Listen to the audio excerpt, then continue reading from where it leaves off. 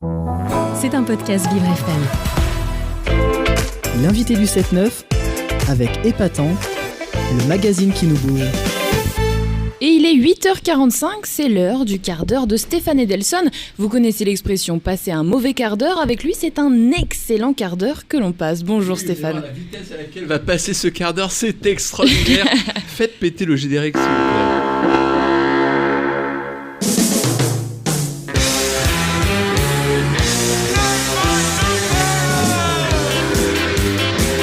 Le quart d'heure Edelson. Stéphane Edelson. Pas plus tard qu'hier, j'étais à Calais, là où il y a toujours un bateau prêt à partir et des migrants sur le point de se noyer. À votre question, chers amis, ma réponse est non, je ne suis pas allé m'enfoncer dans l'épaisseur et la miséreuse jungle de Calais, mais j'ai été visiter le musée de la dentelle. Et qui pense dentelle, imagine froufrou et dessous. Mais sachez que pour arriver à ce savoir-faire sexy, glamour, camarade, il a fallu un siècle de labeur aux ouvrières des manufactures payées à la pièce. C'est très conscient, un peu comme les gens chez Deliveroo d'ailleurs, c'est très conscient et fort du patrimoine social et industriel laissé en héritage qu'hier le musée accueillait deux as de la haute couture, fondateurs de la maison, le Kona et Aimant, un symbole des défilés parisiens des années 80-90. Vous n'avez pas connu ça, tous. Magnifique expo au musée de la dentelle de Calais et non de Douvres jusqu'au 31 décembre de cette année 2022.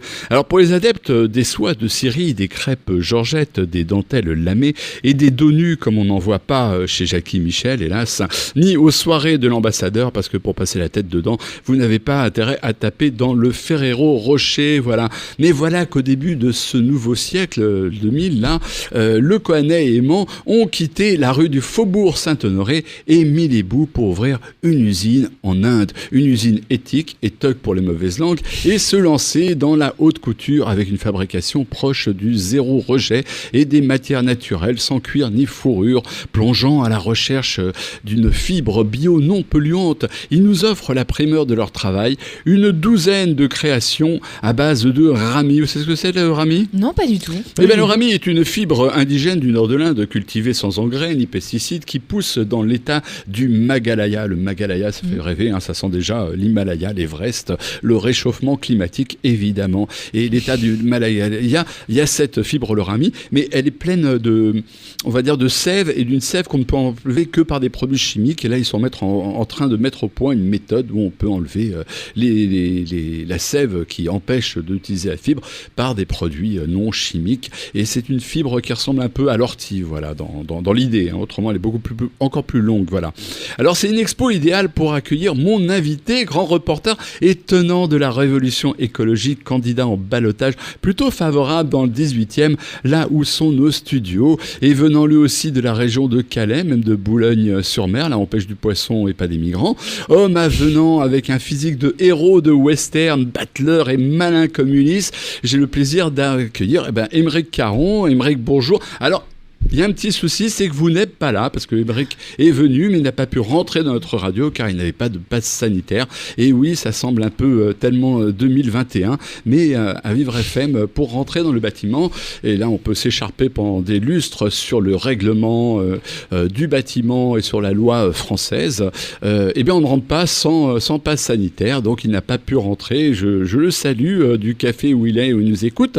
Lui qui allait devenir et répondre à mes questions, lui qui allait devenir peut-être un des 577 élus du peuple. Donc j'allais lui demander comment il comptait mener la révolution écologique de l'assiette à la Chambre des députés.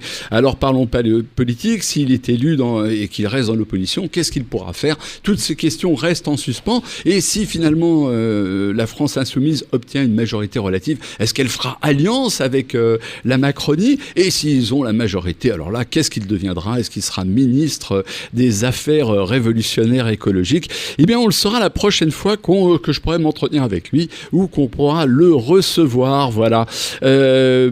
Donc, On attend finalement les résultats. La prochaine fois qu'on l'aura, il sera sûrement député. Et puis, moi, je vais partir, peut-être je retourner à Calais. Ouais. Et alors, je vous laisse quand même à tous les deux, surtout à vous chers amis, tout ce catalogue avec tous ces déshabillés. Bah oui. En tout cas, je me dis, c'est que qui ont vous, l'air assez jolis. Stéphane, vous faites pas dans la dentelle et vous êtes allé voir un musée sur la dentelle. Alors c'est assez comique. Regardez, je vous ai ramené des dessous. Alors tout ça, très mis en joli, image. Mais c'est bien de faire nuisettes. Ouais, c'est pas mal de faire marcher le fantasmagorique. Voilà. C'est beau aussi depuis la régie. Elle envoie. Ouais, pardon, je vous en amène tout de suite, parce qu'on va conclure là. Et puis, on va balancer un petit peu de musique. Et je vous dis à la semaine prochaine et allez voter.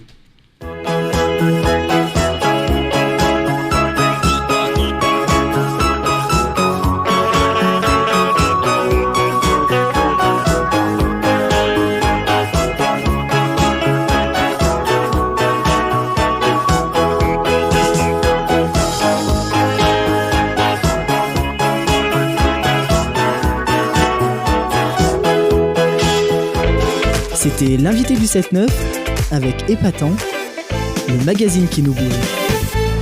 C'était un podcast Vivre FM.